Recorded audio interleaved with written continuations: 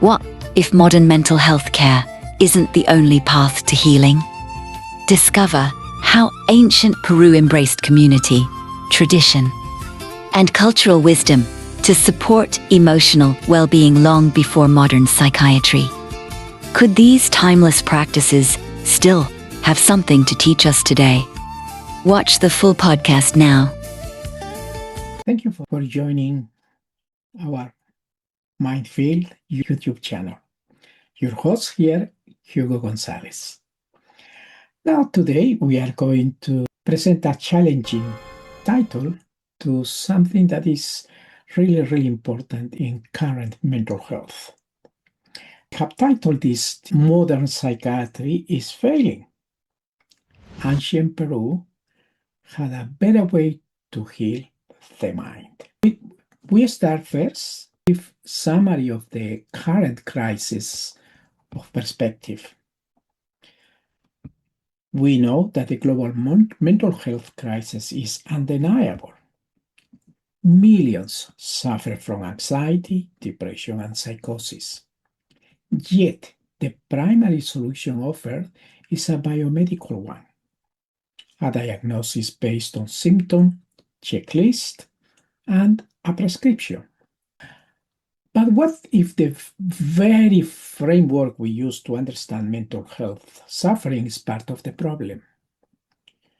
Yes, in this episode we are going to journey to the Peruvian Andes, to the heart of a millenarian culture, to explore traditional mental health practices that challenge this biomedical model and point us towards a more holistic, multipolar perspective on healing.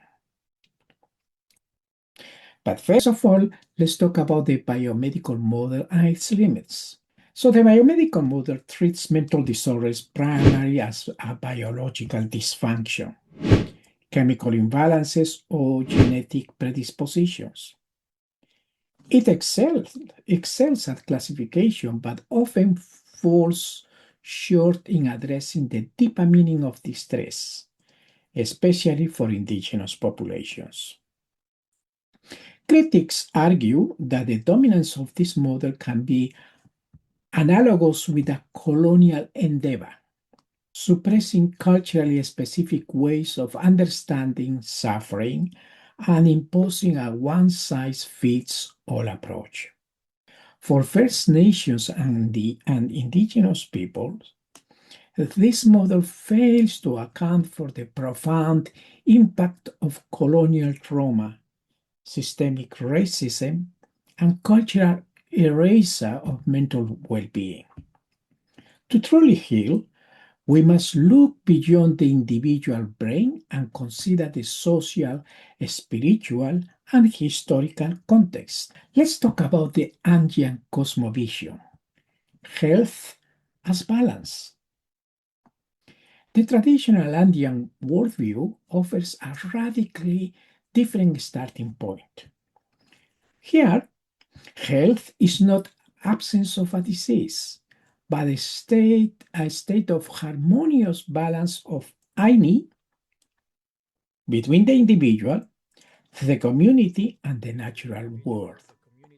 The Pachamama and the Apos. Illness, including mental distress, is seen as a perturbation of the normal balance, often arising from a rupture in these relationships. This isn't just a metaphor. It is a living cosmology. When a Spanish colonizer told an Andean healer, "You make us sick," it was a literal diagnosis of a spiritual and social violation. To understand healing, we must understand that they are treating the soul of the community and its connections to the cosmos. So, healing the soul, diagnosis and treating distress in the Peruvian Andes. This cosmology gives rise to a sophisticated understanding of mental health conditions, each with its own cultural equivalent. For example, Yaki or Chungu Nanai correspond to profound depression and anxiety, and is a very real and common diagnosis. Susto or soul loss, often triggered by a traumatic event, presents with symptoms similar to PTSD and is treated by a healer who works to call the soul back and reintegrate it. Even a condition that Western psychiatry would label as psychosis, Sun Tzu is recognized, treated, and understood within the community context. The treatment tools are equally profound. Plants like airampo and chachacoma are used for depression and anxiety. The respected Yachaktaita or Yatiri might use coca leaves in a ritual to communicate with the spirit world to locate a lost soul or diagnose a problem.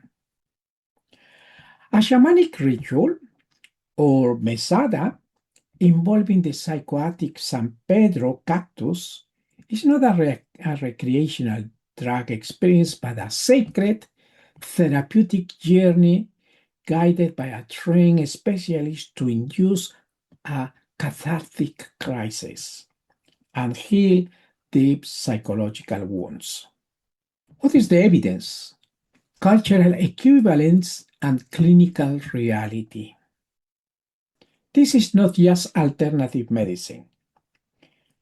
Research shows that traditional Andean healers accurately identify conditions that Western clinicians would diagnose as severe mental disorders. In one study, 82% of patients identified by a Yachaktaita as suffering from Yaki met the clinical criteria for a depressive disorder. The traditional concept of rurashia, or being victim of sorcery, can be a culturally accepted way of expressing severe persecutory delusions or paranoia caused by social conflict and trauma. What is crucial is that the treatment is not just about symptom relief. It is a wilancha, or ritual sacrifice, to the Pachamama to restore cosmic order.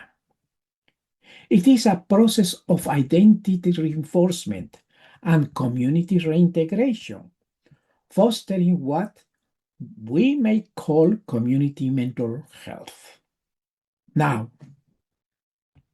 our message towards a multipolar perspective.